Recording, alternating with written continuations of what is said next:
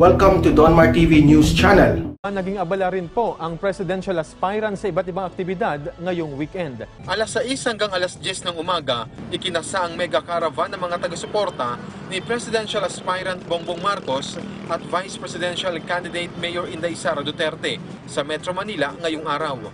Tinawag nila itong salubungan sa Kapaskuhan. Ayon sa organizer, nagmula sa Luneta ang mga BBM supporters habang mula naman sa Macapagal Avenue ang mga Sara supporters at nagtagpo ang mga ito sa Quezon City Circle. Maayos namang nagtapos ang programa na nila sumunod sa health protocols. Sa nangyari sa Commonwealth, iniwasan yung overcrowded because of the COVID-19 threat. Habang kahapon naman, sa Rizal Province bumisita ang Marcos Duterte tandem. Si Vice President Leni Robredo naman nagpasalamat matapos kilalanin ng ilang institusyon ang ilang proyekto ng kanyang tanggapan. Kabilang dito ang community learning hubs and free shuttle and ferry services for frontliners. Sa Dumaguete naman ang naging destinasyon ni Presidential Aspirant Senador Panfilo Lacson.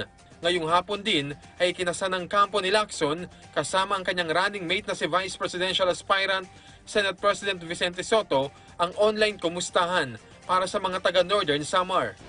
Si Senador Bongo, tinulungan naman ang mga nawalan ng trabaho sa Kidapawan City, North Cotabato. Nangako rin siya na ipagpapatuloy ng gobyerno ang suporta para sa muling pagbangon mula sa COVID-19 pandemic.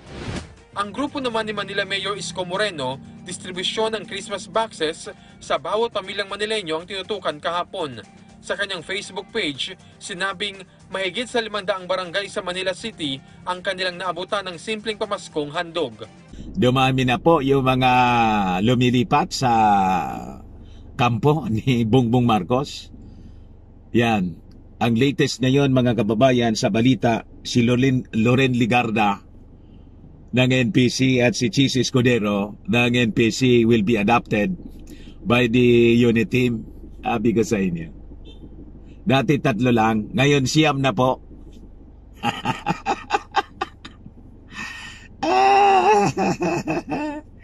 Sabi ko sa inyo. O, ito po ang balita ngayon. 9 senatorial bets na ngayon po ang unit team. Kung dati 4 na mga partido nadagdagan pa, NHNPC, mga kababayan in Nationalista Party. Ibigay ko sa inyo yung mga pangalan ng mga latest senatorial bets that will be, joining and will be adopted by unit team ni Bongbong Marcos. Sabi ko sa inyo, unstoppable na po ito. Ito na po yung lipatan. Loren Ligarda, Chis Escudero ng Sorsogon. Si Loren, antique incumbent congresswoman, dating senador, and this time bumabalik.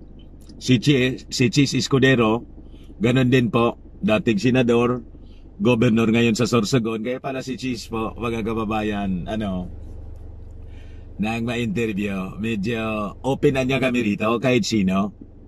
At yung issue po sa tungkol sa mga Marcoses, ayaw niyang makisawsaw.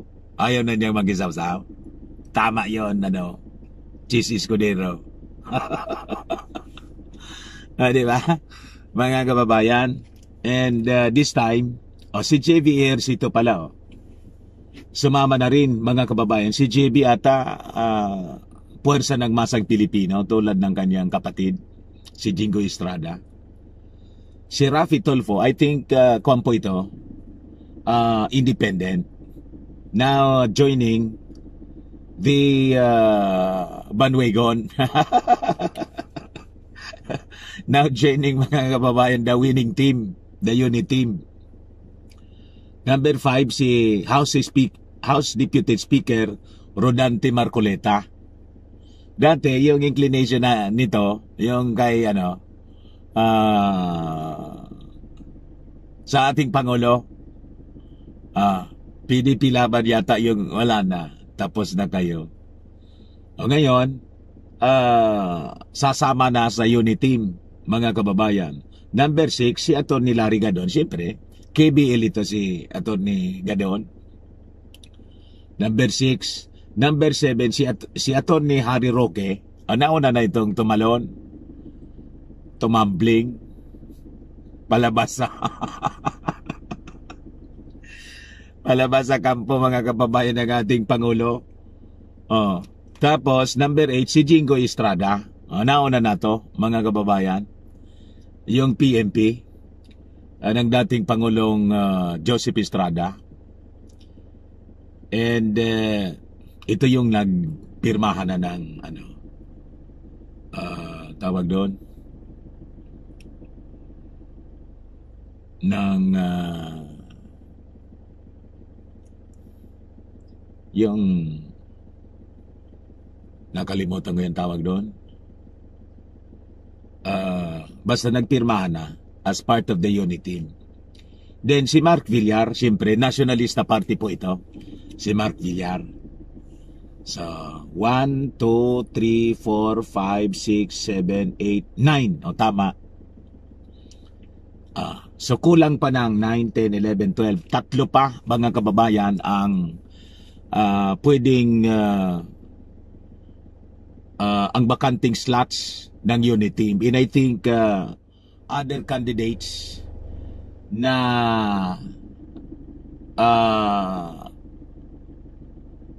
tawag dito na orphan ng PDP laban, kasi si Mongo wala na-destroy na mga kababayan yung credibility ni Mongo dahil sa laro nila ng mag-amo, orong sulong.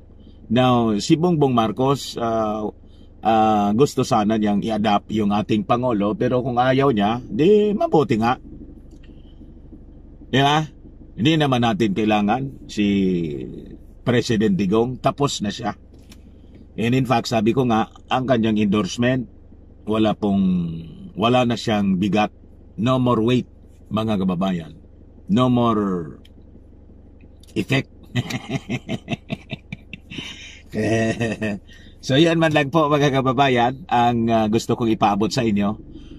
Kanina nakita rin natin yung ongoing caravan. Medyo nagkahiwa-hiwalay lang. Sabi may nagsabotahe, nagkahiwa-hiwalay doon sa Manila. Pero successful pa rin po, mga kababayan.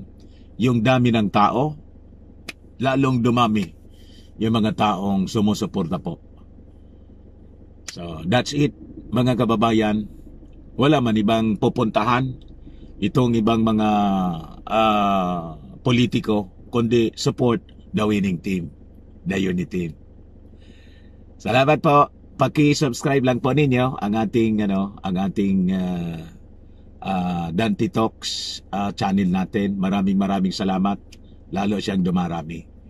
I think close to yung mga subscribers natin, close to 12,000 na po. At yung ginawa natin kagabi, close to 40,000 na po yung upload natin. Yung ngayon 14,000 yung kanina lang. Thank you so much po. God bless you more. Bye-bye, mga kababayan.